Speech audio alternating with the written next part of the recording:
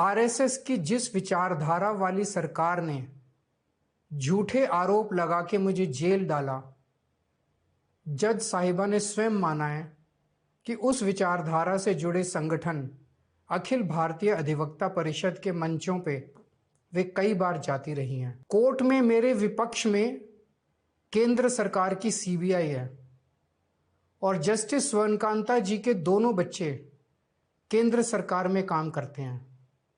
उनके दोनों बच्चे केंद्र सरकार के वकीलों के पैनल में हैं। आज की तारीख में उन बच्चों का भविष्य और कमाई दोनों काफी हद तक तुषार मेहता जी पर निर्भर है। तो किसी के भी मन में ये चिंता स्वाभाविक है कि अगर जज कमाई और उनका भविष्य सामने खड़ा वकील तय कर रहा है, तो क्या जज साहिबा उस वकील के खिलाफ फैसला कर पाएंगी? जब जीत या हार मायने नहीं रखते, उससे भी बड़ा हो जाता है सही और गलत का सवाल। क्या सही है और क्या गलत है? ऐसे समय में हमें यह तय करना होता है कि हम मुश्किल रास्ता चुनेंगे या आसान रास्ता। आज मैं भी एक ऐसे मोड़ पे खड़ा हूं। आप सब जानते हैं कि मुझे एक झूठे केस में फंसाया गया, मुझे जेल भेज दिया गया, एक चुनी हुई सरकार को गलत तरीके से गिरा दिया गया, हमें कई महीने जेल में रखा, पर आखिरकार सच की जीत हुई।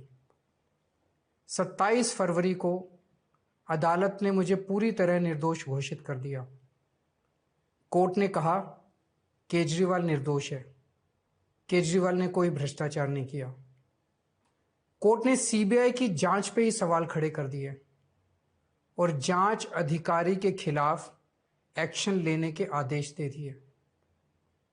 लेकिन सच का रास्ता आसान नहीं होता। सीबीआई ने तुरंत इस फैसले को हाई कोर्ट में चुनौती दी और ये केस जस्टिस स्वर्णकांता शर्मा जी के सामने लगा। तब मेरे मन में एक बहुत बड़ा सवाल उठा, क्या इनके सामने मुझे न्याय मिलेगा? मेरे मन में यह प्रश्न क्यों आया? इसके कई कारण हैं, पर 2 कारण मुख्य हैं।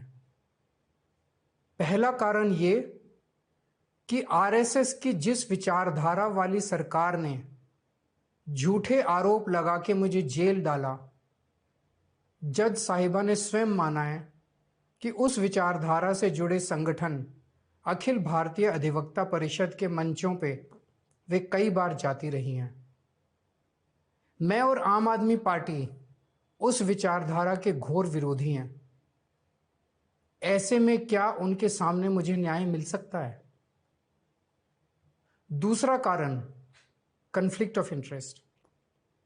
कोर्ट में मेरे विपक्ष में केंद्र सरकार की सीबीआई है और जस्टिस स्वर्णकांता जी के दोनों बच्चे केंद्र सरकार में काम करते हैं।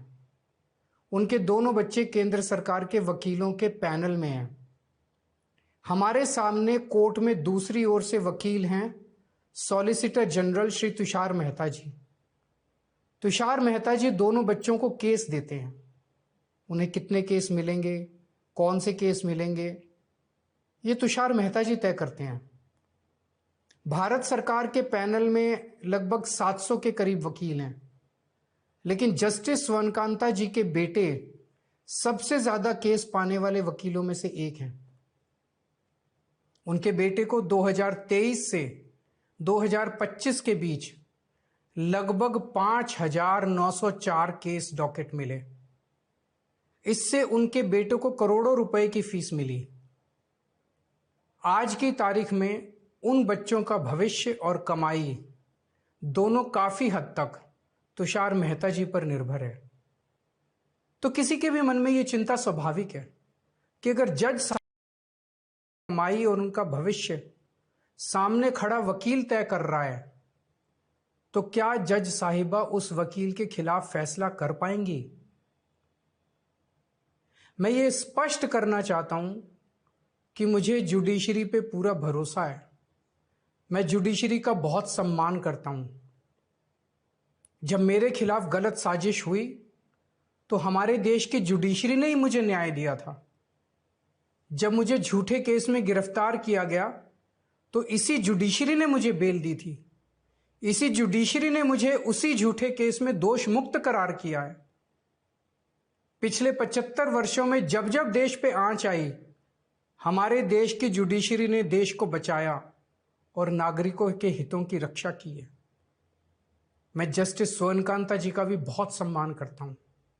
मुझे उनसे या उनके परिवार से किसी भी प्रकार की कोई व्यक्तिगत आपत्ति नहीं है। लेकिन न्याय का एक बहुत बड़ा सिद्धांत है, justice should not only be done but should also be seen to be done. इसलिए मैंने जस्टिस सूर्यकांता शर्मा जी से पूरे सम्मान के साथ अनुरोध किया कि वो इस कन्फ्लिक्ट ऑफ इंटरेस्ट जैसे कारणों की वजह से इस केस से खुद को अलग कर लें। लेकिन उन्होंने मेरी दलीलें खारिज कर दी और फैसला दिया कि वो स्वयं ही ये केस सुनेंगी। आज मेरे सामने सबसे आसान रास्ता है कि मैं उनका आदेश मान लूं और एक बड़ा वकील खड़ा करके उनके सामने अपना केस लड़ूं। पर यह मुद्दा अब सिर्फ मेरे केस का नहीं है, बल्कि आम लोगों के न्याय प्रणाली पर भरोसे का है। ऐसी दुविधा के मौके पे बापू ने हमें सत्याग्रह का रास्ता दिखाया। बापू ने कहा था कि जब भी किसी अन्याय का सामना करो तो उसका पहला कदम विरोध नहीं बल्कि बातचीत होना चाहिए। अपनी बात अन्याय करने वाले के सामने पूरी विनम्रता के साथ रखनी चाहिए और उसे सुधारने का पूरा मौका देना चाहिए। सारी कोशिशों के बाद भी अगर न्याय ना मिले तो अंतरात्मा की आवाज सुनो। यदि अंतरात्मा की आवाज कहती है कि न्याय नहीं हुआ, तो शांति और विनम्रता के साथ सत्याग्रह करना चाहिए। फिर उसके जो भी परिणाम हो वो सहर्ष स्वीकार करने चाहिए। पर इस पूरे प्रकरण में अन्याय करने वाले व्यक्ति के प्रति किसी भी प्रकार की नफरत या गुस्सा नहीं होना चाहिए। मैंने भी बातचीत से शुरुआत की, पूरी निष्ठा और विनम्रता के साथ जस्टिस सूर्यकांता जी के सामने अपनी बात रखी। उन्हें इस केस से अलग होने के लिए याचना की। मैंने आग्रह किया कि मेरा केस हाई कोर्ट के किसी भी अन्य जज द्वारा सुन लिया जाए, लेकिन उन्होंने मेरी प्रार्थना अस्वीकार कर दी। उन्होंने फैसला दिया कि वे अपने आप को इस मामले से अलग नहीं करेंगी और ये केस वो स्वयं ही सुनेंगी।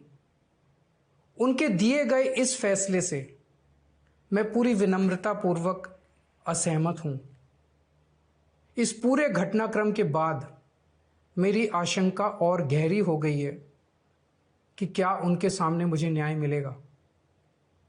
बापू के दिखाए रास्ते पर चलते हुए सत्याग्रह की भावना से अब मैंने फैसला किया है कि मैं इस केस में जस्टिस सूर्यकांता जी के कोर्ट में ना तो स्वयं पेश होऊंगा और ना ही मेरी तरफ से कोई वकील पैरवी करेगा।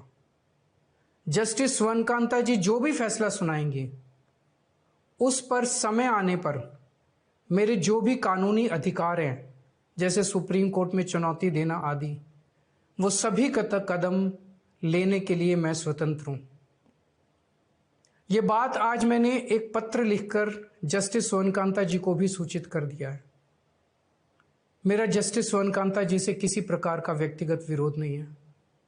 यदि भविष्य में भी कभी उनके सामने मेरा कोई अन्य केस लगता है जिसमें मेरे विरोध में बीजेपी, केंद्र सरकार या तुषार मेहता जी नहीं है, तो मैं उनके समक्ष जरूर पेश होऊंगा।